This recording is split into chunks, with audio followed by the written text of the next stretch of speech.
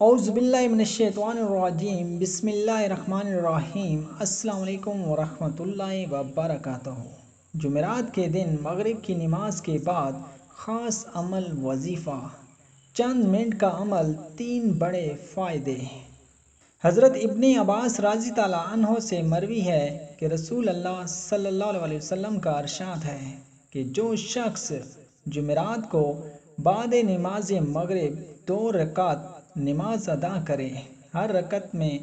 سورۃ فاتحہ کے بعد 15 مرتبہ سورۃ الزلزال پڑھے تو اللہ پاک اس پر موت کی سختی کو آسان کر دے گا، قبر سے نجات دے گا اور پل صراط پر گزرنا آسان کر دے گا۔